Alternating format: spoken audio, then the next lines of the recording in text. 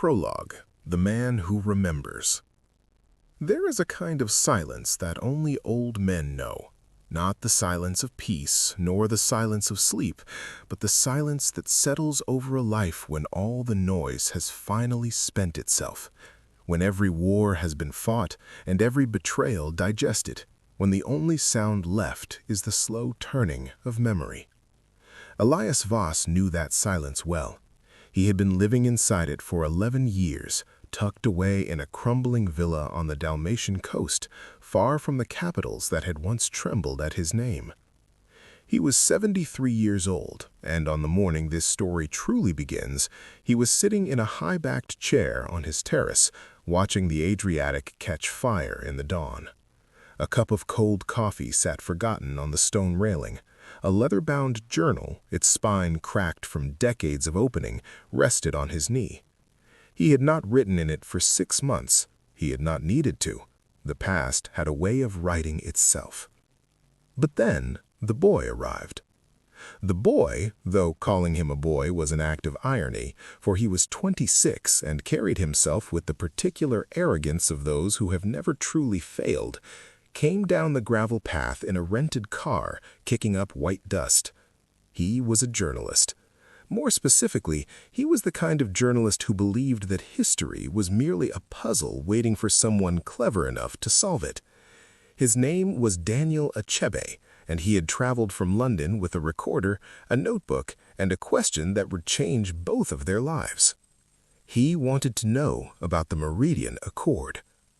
Elias did not move when the car stopped. He watched Daniel climb out, shield his eyes from the sun, and look up at the villa with that bright, hungry expression that young investigators always wore, the expression of someone who believed they were about to uncover everything, not understanding that uncovering everything was precisely the most dangerous thing a person could do. He let the boy knock 3 times before he rose from his chair. He moved slowly, not from infirmity, but from deliberation. Every movement Elias Voss made was a choice. That had been true since 1961, the year he had learned, at the age of 14, that carelessness cost lives, and it was true now. He opened the door on the 4th knock. "Mr. Voss," Daniel said, extending his hand, "thank you for agreeing to see me." "I agreed to nothing," Elias replied, in the precise, unhurried English he had learned from a Scottish diplomat in Vienna half a century ago. "You wrote, I did not respond. You came anyway. That is not an agreement. That is a gamble." Daniel lowered his hand slowly. His eyes, Elias noted, did not flinch. Good. Flinchers never lasted. "Then I gambled," Daniel said. "May I come in?" Elias studied him for 3 full seconds, long enough to be uncomfortable, short enough to be deniable, and then stepped aside. What followed over the next 4 days was not an interview. It was a confession, though Elias would never have called it that. It was the story of a Europe that no longer existed, of power structures that had been buried so deeply beneath the rubble of official history that most people believed they had never existed at all. It was a story of ambition that had masqueraded as idealism, of alliances that had been forged in good faith and dissolved in blood, of a single document, the Meridian Accord, that had redirected the fate of 3 nations and the careers of 17 men, only 2 of whom were still alive. Elias was one of the 2, and he had spent 11 years deciding whether to speak. Now, watching Daniel set up his recorder on the kitchen table with the careful eagerness of someone diffusing a very small bomb, Elias understood that the silence was over. He sat down, he folded his hands, and he began. Not at the beginning, because there is never truly a beginning to these things, but at the moment that mattered most. The moment that everything else had been moving toward without anyone knowing it for 30 years. Part 1. The Architect, 1961 to 1972. Chapter 1. The City of Locked Doors. Vienna, In the autumn of 1961 was a city of elegant ruins and careful forgetting.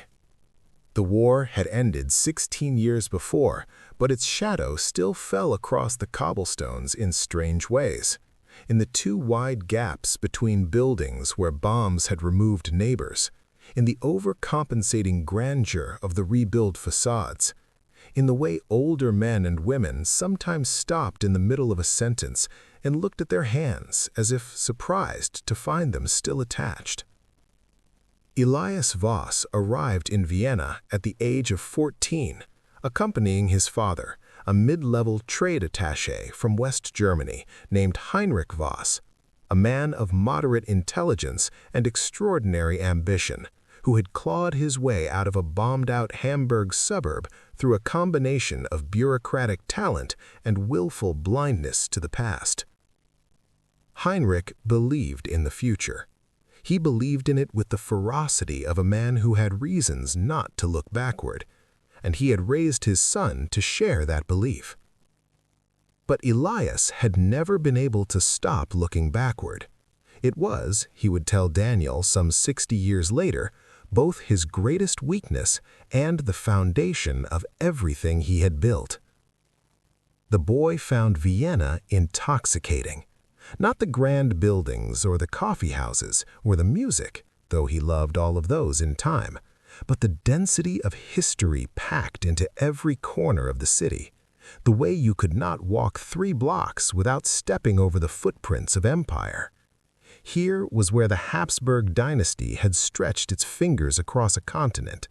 Here was where ideas had been born that had remade the world. And here, crucially, was where those ideas had curdled. He attended the Theresianum, the elite academy that had educated diplomats and aristocrats since the 18th century. He was the only son of a West German bureaucrat in a school full of Austrian nobility and the children of ambassadors, and he had learned very quickly that in such environments, the only currency that mattered was information. Not grades, not charm, though charm helped. Information. Knowing what others did not know. Understanding the architecture of a situation before others had even identified the walls. His teacher in this art was not a professor.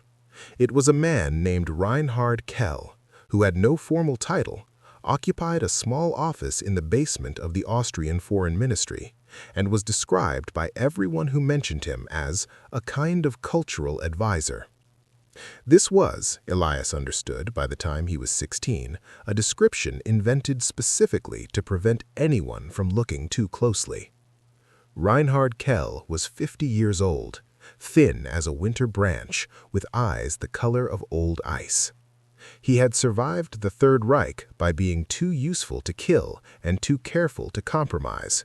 He had survived the Allied occupation by being too knowledgeable to ignore. And he had survived the Cold War, which by 1962 was no longer cold at all, but a permanent low-grade fever that ran through every institution in Europe, by understanding something that most people refused to believe. The thing Reinhard understood was this: nations do not have beliefs, they have interests. And interests, unlike beliefs, are negotiable.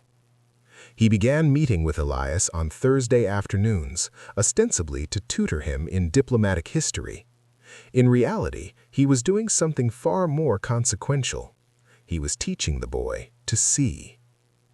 Look at any political crisis, Reinhard told him once, spreading a map of post-war Europe across his desk with the casual authority of a man laying out a chessboard.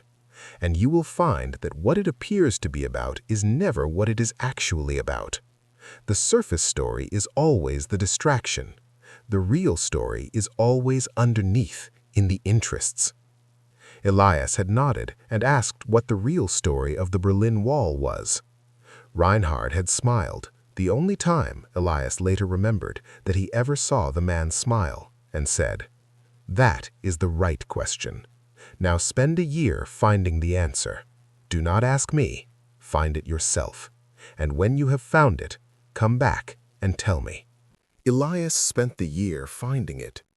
He read everything he could access.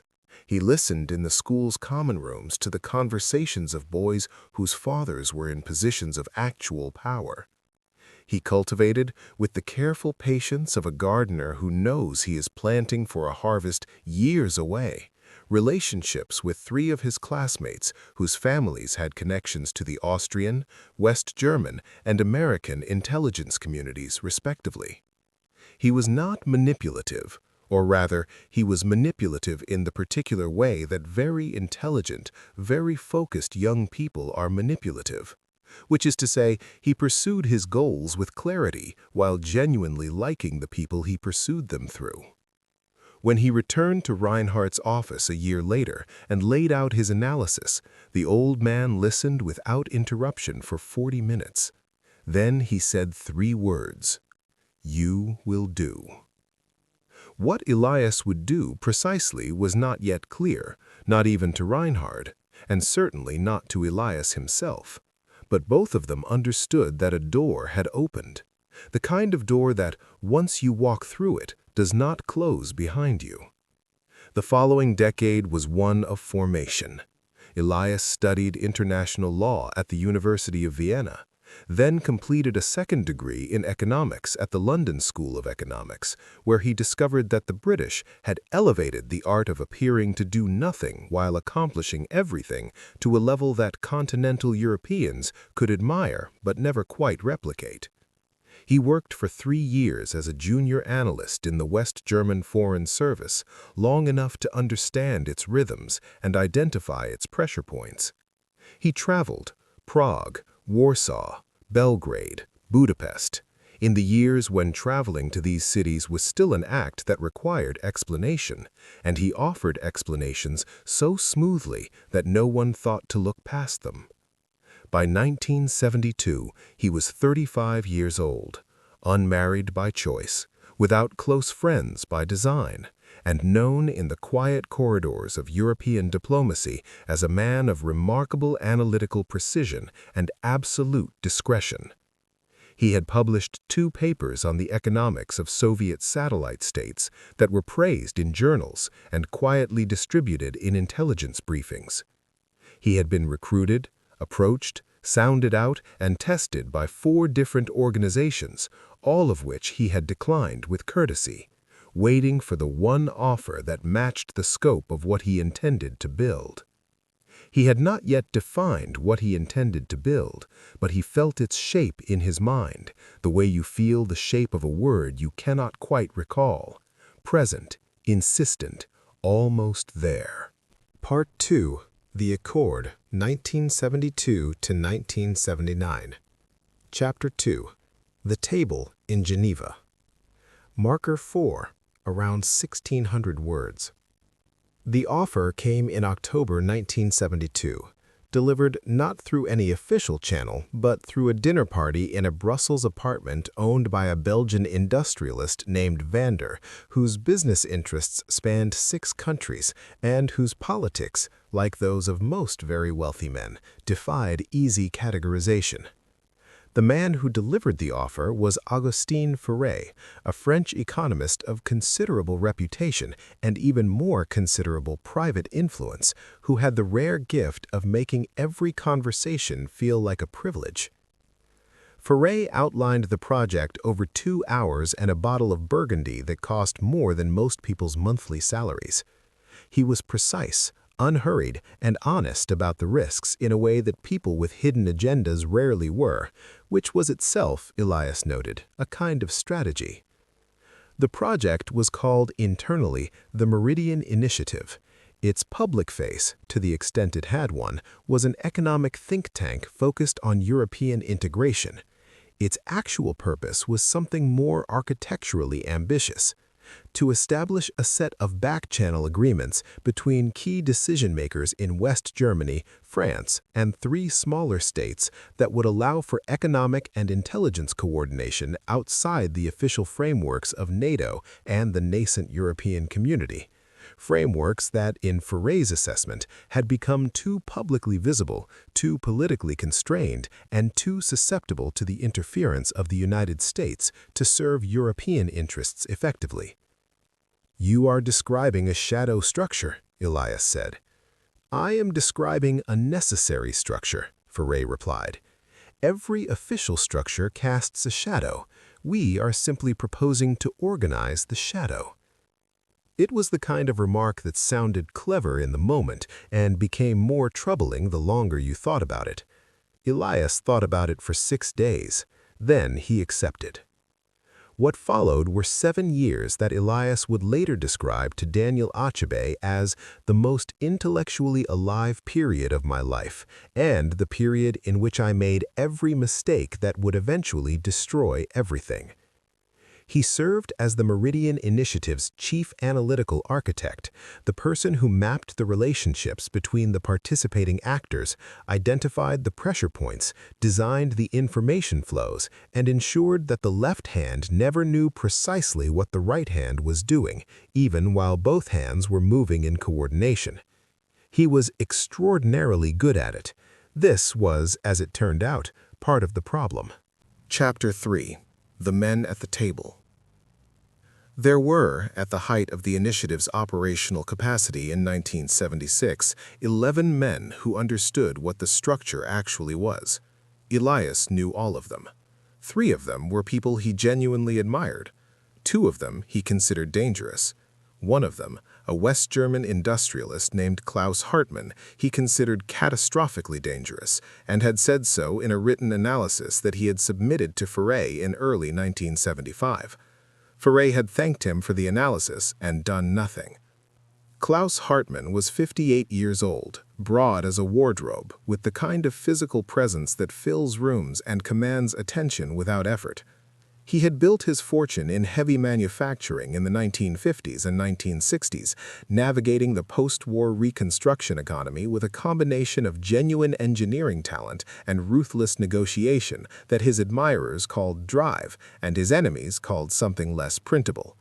He sat on the boards of 4 companies, contributed quietly to the campaigns of 6 politicians in 3 countries, and had, over the course of 20 years, made himself the kind of man that governments needed more than they would ever publicly acknowledge.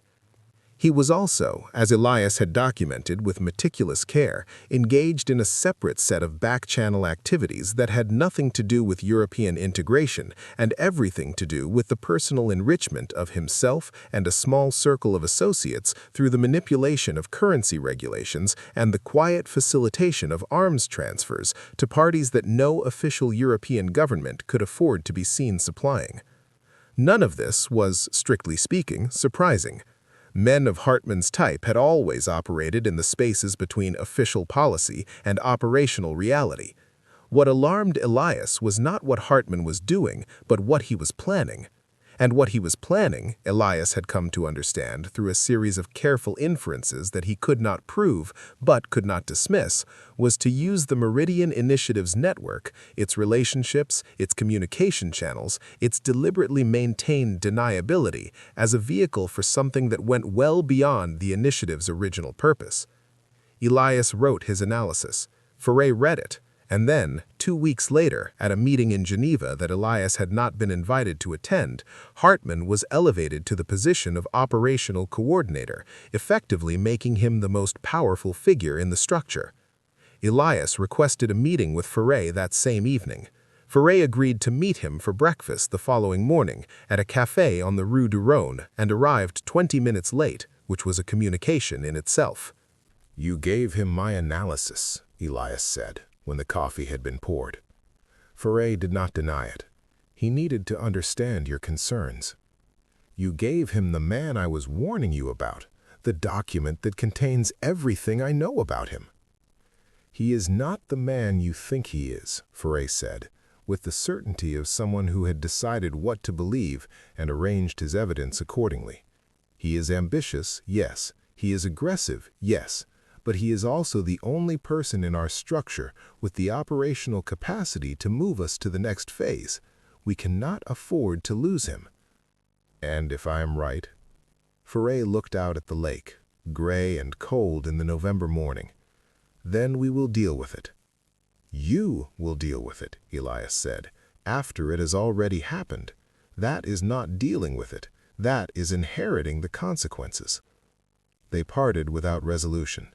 Elias returned to his office and spent the remainder of the day doing something he had never done before in his professional life. He began quietly, carefully, and with absolute discipline, building a record. Not an official record, nothing that could be traced back through official channels. A private record, a copy of every document he had access to, every communication he had logged, every analysis he had produced.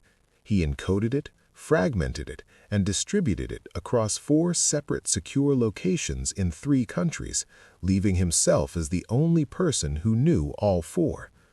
He did this not because he intended to use the record as a weapon. He did it because he had finally understood, at the age of 39, that in the world he had chosen to inhabit, the only real protection was information, and that, unlike money, information could not be taken from you by force. It could only be surrendered. He had no intention of surrendering it. Part 3. The Collapse, 1979 to 1983. Chapter 4. What the Accord Actually Said.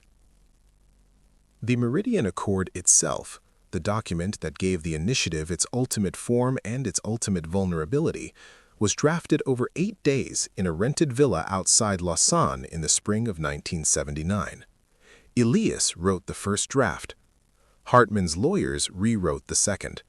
The final version, which was initialed by 7 men in a room with the curtains drawn, was a hybrid document that looked, to someone who did not understand its context, like a standard framework agreement for economic policy coordination. To someone who did understand its context, it was something else entirely. It was a compact, a mutual assurance, an agreement by which each signatory affirmed their awareness of and complicity in a shared set of actions and decisions that could not be publicly acknowledged, and by which each signatory also understood, without this being stated anywhere in the document itself, that their silence was guaranteed by the fact that everyone's silence was equally necessary. It was, in the language Elias used privately, a document designed to ensure that if it ever became public, it would destroy everyone it named simultaneously, which meant that everyone it named had an absolute incentive to ensure it never became public. The problem with such structures, and Elias had known this from the moment he had drafted the first version, even as he was drafting it, is that they require absolute trust in the good faith of everyone involved. And absolute trust, in the world Elias inhabited, was not a resource that occurred naturally. It had to be manufactured, and manufactured things broke down. The breakdown began, as these things often do, not with a dramatic act of betrayal, but with a small act of greed.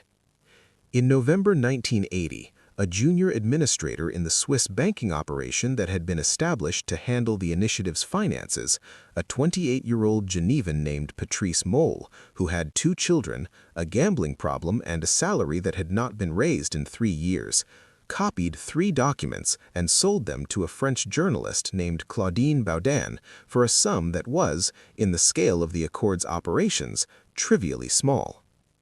Claudine Baudin did not publish. She was sophisticated enough to understand that what she had was powerful precisely because it was incomplete, and incomplete revelations are more dangerous to the revealer than to the revealed. Instead, she went to a contact in the French intelligence service, who went to his superior, who went to someone in the government, who made a call. The documents disappeared. Patrice Moll received a visa to Canada and was never heard from again. Claudine Baudin was reassigned to cover agricultural policy in Brussels. And Hartman, who had been the target of all 3 documents, learned that the firewall he had believed to be impenetrable had a crack in it. His response was what Elias had feared it would be. Instead of reinforcing the firewall, Hartman went on offense. Over the following 18 months, with the methodical efficiency that had built his industrial empire, he moved to consolidate his position within the initiative by acquiring leverage over the other signatories. He did not do this crudely. There were no threats, no explicit demands. He did it through the slow accumulation of information, through the careful cultivation of dependencies, through the identification of weaknesses and the strategic offering of assistance that, once accepted, created obligation. By the summer of 1982, Elias had documented 5 separate instances in which Hartman had used the initiative's resources and relationships for purposes that fell entirely outside the structure's mandate. 3 of them were legally questionable. One of them was, in Elias's assessment, a serious crime. He wrote a second analysis, longer, more meticulously sourced than the first, and this time he did not give it to Ferret. He gave it to Marcus Webb. Marcus Webb was a British intelligence officer who had been the unofficial liaison between Her Majesty's government and the initiative since 1975. He was 60 years old, quietly spoken, and had the kind of unflappable composure that the British intelligence services trained their officers in the way other services trained theirs in marksmanship, as the primary operational skill. He read Elias's analysis over a single evening in his London apartment, then called Elias the following morning. "How long have you known?" was the first thing he asked. "About which part?" "The whole picture." Elias paused. "Since 1974, some of it. The full picture since about 18 months ago." There was a silence on the line that lasted long enough to be eloquent. Then Marcus said, "We need to talk about what happens next." What happened next was the part of the story that Elias had spent 11 years deciding whether to tell. What happened next was the part that had cost him everything and spared him worse. Chapter 5. The Price of Knowledge. The meeting in London took place in a private room above a members' club in Mayfair on a rainy afternoon in September 1982. There were 4 people present: Elias, Marcus, a senior figure in the French intelligence service whom Elias knew only as Alain, and a West German official named Brandt, whose actual title was as imprecise as Reinhard Kell's had been, which told you everything you needed to know about his actual function. They spoke for 5 hours. Elias laid out everything he knew, not from the documents he had preserved, which he did not reveal, but from memory, which in his case was a more than adequate substitute. He described the structure of the accord, the extent of Hartman's consolidation, the specific actions he believed constituted criminal conduct, and the identities of the other signatories. When he finished, the 3 men exchanged a look that Elias understood immediately. It was the look of people who have just realized that the problem they have been trying to contain is both larger and better documented than they hoped. "You understand," Marcus said carefully, "that everything you have described implicates not only Hartman." "I understand that," Elias said. "I have been one of the people it implicates since 1972. Which makes the question of what happens to you somewhat complicated." "Only if you believe," Elias said, "that the complications should be resolved in a particular direction. I am offering you a choice. I can give you everything, all of it, documented, sourced, legally structured in a way that would withstand scrutiny. In exchange for that, I want 3 things. First, Hartman is removed from the structure and prosecuted where prosecution is possible. Second, the initiative is formally dissolved in a way that does not require public disclosure of the accord. Third, I am given sufficient protection and resources to disappear." Alain leaned forward. "And the other signatories?" "That is not my decision to make," Elias said. "That is yours. I am giving you the information. What you do with it is a political judgment. I am not a political actor." Brandt, who had not spoken for the entire 5 hours, looked up from his notes. He had small, very dark eyes, and he looked at Elias for a moment with an expression that was almost admiring. "You prepared for this, not recently, for years. Since 1975, Elias said. You built the entire thing knowing you might need to dismantle it. "I built it," Elias said, "knowing that Hartman would eventually force someone to dismantle it. I simply made sure that when that moment came, I would be useful rather than expendable." The negotiation that followed took 4 months. Elias spent those months in a state of suspended alertness, continuing to function within the initiative while knowing that everything was being dismantled around him, communicating with Marcus through a channel so carefully constructed that he sometimes doubted it existed even as he used it. He slept 4 hours a night. He exercised with meticulous discipline. He ate carefully and drank nothing. Hartman, who was not unintelligent, sensed that something had shifted. In December, he made an approach to Elias that was framed as an offer of partnership, but that Elias recognized with the pattern recognition of someone who had spent decades studying the architecture of power as a probe. Hartman wanted to know how much Elias knew and whether he was a threat or an asset. Elias played it as a potential ally would. He agreed to 2 meetings. He gave Hartman just enough carefully selected information to suggest that his concerns were primarily about his own security, not about dismantling the structure. He was precise, controlled, and in complete command of every word. And then he went home and wrote a 12-page account of both conversations and sent it to Marcus through the secure channel. He did not feel guilty about this. He had felt guilty about many things in his career, not guilt that paralyzed him, but guilt that informed him, the kind of moral accountability that a person in his world either developed or destroyed themselves avoiding. But he did not feel guilty about Hartman. Some men, he had decided, existed outside the ordinary calculus of loyalty. Hartman was one of them. The formal dissolution began in March 1983.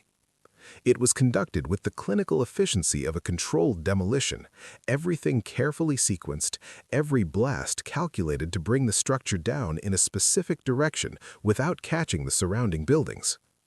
3 of the signatories were quietly retired from their positions with arrangements made. 2 were permitted to continue in their roles under conditions that amounted to permanent supervised discretion. 1 was investigated, and in a process that received no press coverage and no public acknowledgement, prosecuted in a closed proceeding whose outcome was never officially announced. Hartman was the last. His removal was not achieved through prosecution. The evidence for that, while substantial, was judged to be too legally complex for a proceeding that would inevitably attract attention. It was achieved through the patient, systematic destruction of his financial and political position, conducted by people who understood how such things were done and had the institutional patience to do them correctly. It took 14 months. When it was finished, Hartman was bankrupt, politically isolated, and under investigation for tax violations in 2 jurisdictions. He spent the last 7 years of his life in a diminished condition that those who knew what he had been found more poetically just than they could publicly say. He died in 1991 without the satisfaction of ever understanding precisely who had orchestrated his fall. Elias knew, and the knowing was not a source of pride. It was simply a fact, one of the many facts he carried, the way you carry the weight of a coat you have been wearing so long you no longer notice it. Part 4. The Years Between 1983–2012. Chapter 6. The Art of Disappearing. Disappearing, Elias learned, was not a dramatic act. It was an administrative one. It was a series of small, deliberate decisions, each one closing a door behind you, until one day you looked back and found that the corridor you had come through no longer existed, not because it had been destroyed, but because you had ceased to be the person who had walked down it. He moved first to Vienna, the city of his formation, which seemed appropriate, and then, after 3 years, to a smaller city in the Austrian provinces, and then to Croatia, where he eventually settled in the villa on the Dalmatian coast that would be his home for the last quarter of his life. He had money, not the vast resources of the men he had worked alongside, but enough, carefully managed, to maintain his independence. He had his books. He had his journal. He had, for 9 years, a companion named Marta, a Croatian architect 12 years his junior, who was the most intellectually honest person he had ever known, and who ended their relationship with the same forensic clarity she applied to structural analysis. "You will never fully be here," she told him on the evening she left, standing in the doorway with her coat already on, as if she had made the decision in the other room and was simply executing it. "Not because you don't want to be, because you gave your full presence to something a long time ago, and what is left, however generous, is the remainder." He did not argue with her. He understood that she was right, and that the understanding came too late to be useful, which was the particular cruelty of self-knowledge. He watched her car disappear down the gravel path, and then went inside and sat with his cold coffee and his journal, and said nothing for a long time. The years after Marta were quieter. He read extensively, history, philosophy, the occasional novel, though he found fiction increasingly difficult to trust, because his sense of how human beings actually behaved had been so thoroughly calibrated by experience that invented characters rarely rang true. He maintained a small correspondence with 3 former colleagues, all of whom were careful enough never to say anything in writing that would mean anything to anyone else.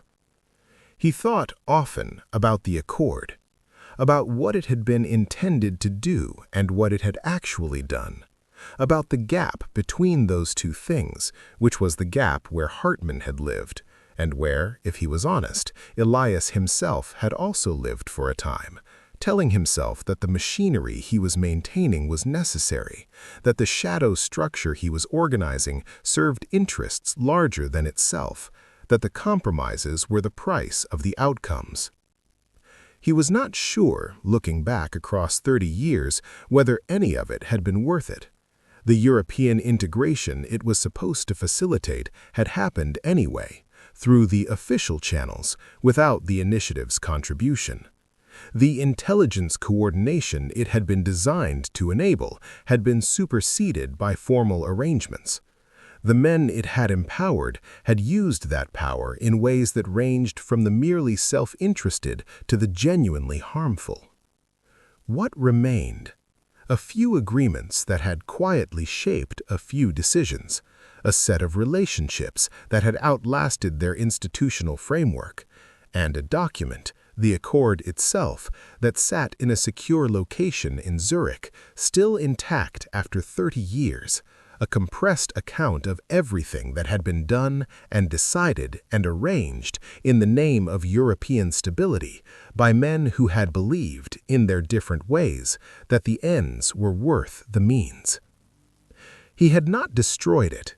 He had thought about it many times, but destruction felt like falsification, like erasing a record that, whatever its implications, was also true.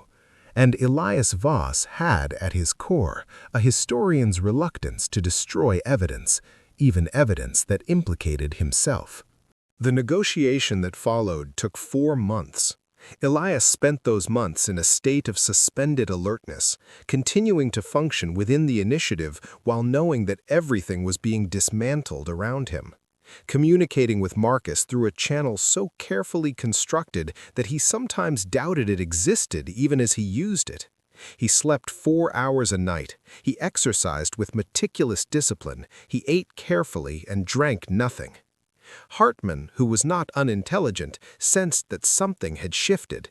In December, he made an approach to Elias that was framed as an offer of partnership, but that Elias recognized, with the pattern recognition of someone who had spent decades studying the architecture of power, as a probe.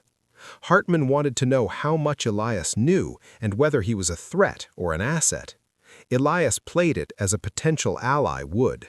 He agreed to 2 meetings. He gave Hartman just enough carefully selected information to suggest that his concerns were primarily about his own security, not about dismantling the structure. He was precise, controlled, and in complete command of every word, and then he went home and wrote a 12-page account of both conversations and sent it to Marcus through the secure channel. He did not feel guilty about this. He had felt guilty about many things in his career. Not guilt that paralyzed him, but guilt that informed him, the kind of moral accountability that a person in his world either developed or destroyed themselves avoiding. But he did not feel guilty about Hartman. Some men, he had decided, existed outside the ordinary calculus of loyalty. Hartman was one of them.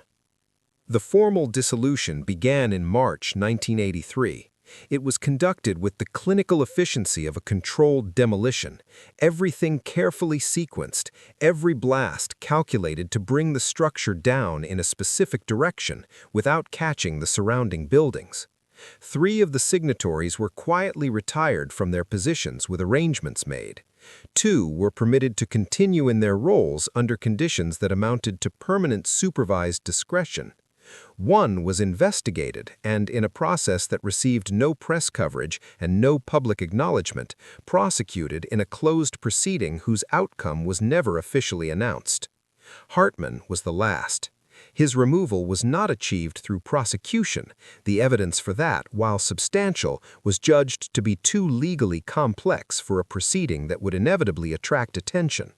It was achieved through the patient, systematic destruction of his financial and political position, conducted by people who understood how such things were done and had the institutional patience to do them correctly. That sounds, Daniel said carefully, like conditional truth. All truth is conditional, Elias replied. Anyone who tells you otherwise is selling you something. The question is not whether truth has conditions, but whether the conditions are honest ones. He folded his hands on the table. Mine are. I am giving you the record because the record should exist. I am asking you to be precise because precision is the only form of honesty that is actually useful. I am not asking you to protect me. I am 80% certain that what I tell you will reflect very poorly on several of my decisions. I have made my peace with that. Daniel turned off the recorder very deliberately and looked at Elias. Off the record, he said, just between us. Do you regret it? The silence that followed was the silence Elias knew best, the full, inhabited silence of a man thinking through something that deserves to be thought through properly. The Adriatic caught the afternoon light outside. Somewhere down the coast, a boat's engine turned over and settled into its rhythm. I regret specific choices, Elias said at last.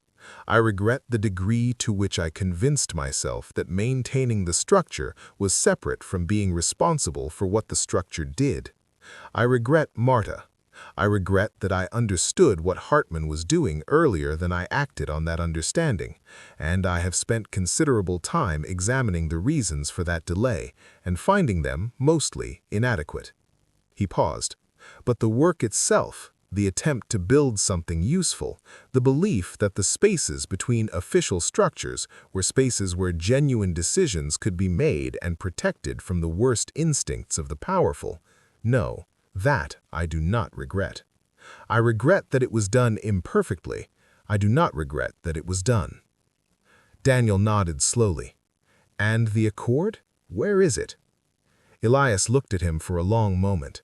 Then, for the first time since the young journalist had arrived, he smiled.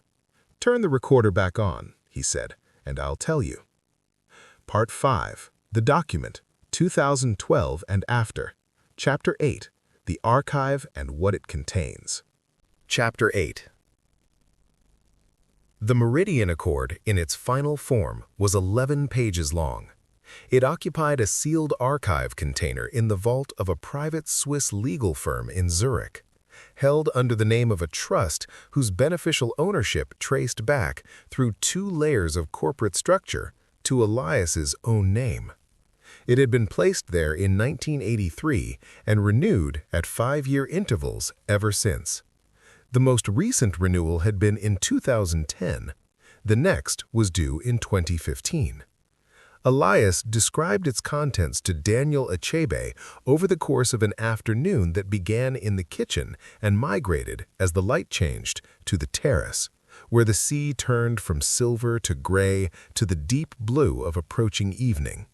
He was precise. He named names. He described actions. He identified the specific points at which each signatory had acted outside the bounds of what the initiative's original mandate would have permitted, and the specific points at which he, Elias, had enabled or facilitated or failed to prevent those excesses. He did not dramatize. He did not minimize. He spoke the way a man speaks when he has rehearsed a speech for so long that it has ceased to feel like a speech and become simply the truth, stated plainly in the order in which it occurred. Daniel recorded it all. He asked questions. Good ones, Elias acknowledged. The young man had done his preparation thoroughly. But mostly he listened, with the quality of attention that good journalists and good historians share. Not passive, but invisibly active, shaping the space in which the speaker speaks without appearing to do so. When Elias finished, it was dark. The stars were beginning to appear over the Adriatic, the particular dense clarity of a sky free from city light. They sat for a while in silence, and then Daniel said something unexpected.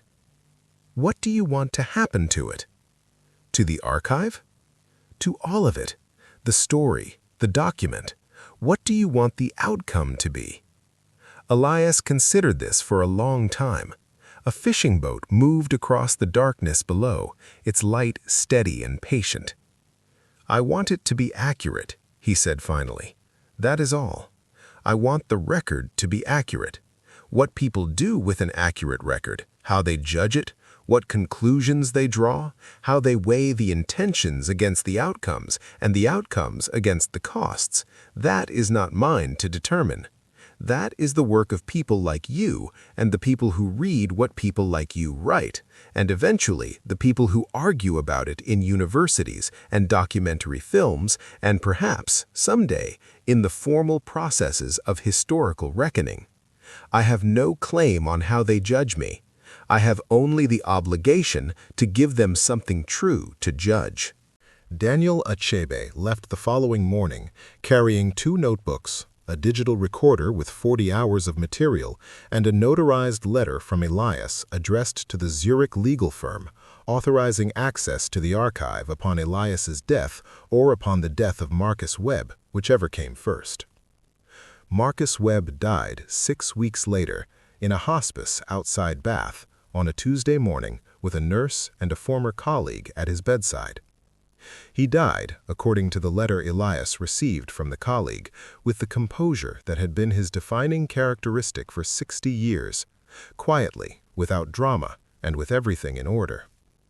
Elias received the letter on a Thursday morning, sitting in his high-backed chair on the terrace, with a cup of coffee that for once he remembered to drink while it was still warm. He read it twice, put it down, and sat for a long time looking at the sea. He was not, or not precisely, sad. He was something more complex than sad, the emotion that arrives when a chapter closes that has been closing for a long time, that you have known was closing, but whose actual end still manages to carry a weight that preparation does not fully absorb. He thought about Marcus in the Mayfair Club on that rainy September afternoon in 1982, reading Elias's analysis with the careful neutrality of a man who was deciding as he read how much to trust the person who had written it. He thought about the 4 months of carefully managed dissolution, the encrypted communications, the meetings in unremarkable locations, the precise choreography of an ending that had to look, from the outside, like nothing at all. He thought about all the other men at the table, the ones who had survived, the ones who had not, the ones whose names would appear in Daniel Achebe's eventual account and be read by people who had never known they existed. He wondered, as he often had, whether any of them had been happy. Not whether they had been satisfied, Satisfaction was the currency of the ambitious, and he had known them all to be satisfied at various points, but whether they had been happy, in the simpler, rarer sense of the word, he did not know. He was not sure he knew whether he himself had been, in that sense, happy. He had been alive in a very full way. He had been useful. He had been right, more often than not, about the things that mattered. He had loved Marta in the incomplete way that was the only way he had been capable of loving anyone after years of choosing clarity over attachment. He had built something that had mattered, and then he had helped dismantle it before it could do the worst of what it might have done. He supposed, sitting there with his warm coffee and his view of the sea and the letter from a dead man's colleague on the table beside him, that this was enough. Perhaps it was more than enough. Perhaps it was as much as any of them had a right to. Chapter 9. Epilogue. The Record. Daniel Achebe's account of the Meridian Accord and the men who built it was published 18 months after his visit to the Dalmatian coast in a book that ran to 412 pages and was immediately praised, contested, partially disputed, and widely read in the circles where such things were read. It was never a bestseller. It was never intended to be. It was intended to be accurate, and by the judgment of the 3 historians who reviewed it in major academic journals, it was. The archive was accessed following Elias's authorization and confirmed the account in its essential details. 2 of the surviving signatories, elderly men by now, one in his 90s, declined to comment. A third issued a statement through a legal representative that said, in carefully measured language, that the characterization of certain events was incomplete, without specifying which events or in what way. Hartman's family released a longer statement, expressing what they called deep concern about the accuracy of certain allegations. Elias's documentation, once examined by 2 independent legal analysts, was found to be consistent with the accord and with the documented record of Hartman's financial activities during the relevant period. No prosecutions followed. The events were too old, the jurisdictions too complex, the political will too absent. This was not a surprise to anyone who had been paying attention. It was, in a sense, the final confirmation of Elias's original observation that the structures built in the shadows of official power are most effectively dismantled not through legal process, but through the slow erosion of secrecy that comes when someone, finally, decides that the record matters more than the safety of the keeper. Elias Voss died in the spring of the following year, in his villa on the Dalmatian coast, in the high-backed chair on the terrace with the Adriatic in front of him and his journal open on his knee. The last entry, written 2 days before his death, was characteristic. It read, I have been thinking about what Reinhard said to me more than 60 years ago about the difference between what a crisis appears to be about and what it is actually about. He was right, as he usually was. The surface story is always the distraction. But I have been thinking, lately, that this is not only true of crises, it is true of lives. The surface of a life, the positions held, the decisions made, the structures built and dismantled, is always the distraction from the real story, which is simpler and stranger and harder to document.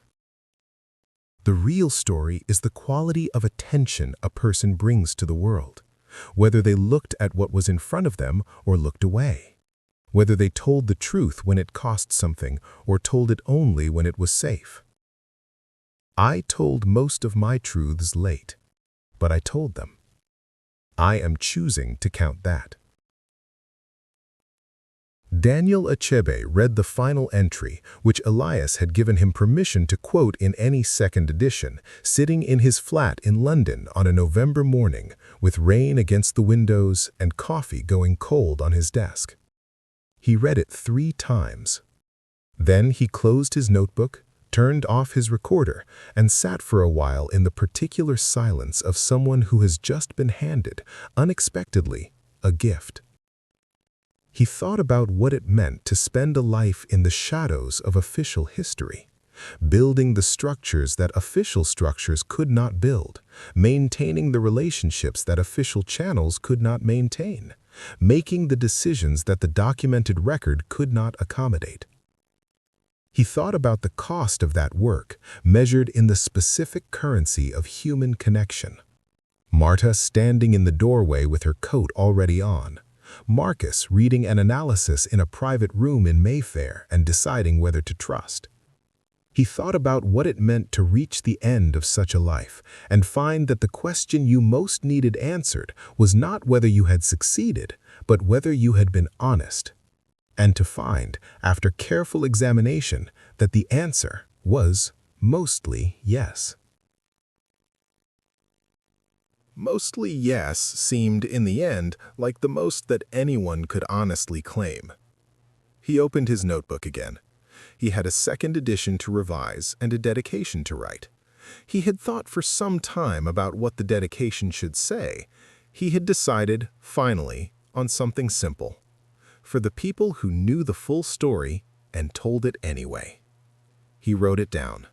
The rain continued, the coffee cooled. The record, imperfect and precise and true, extended itself by one more page.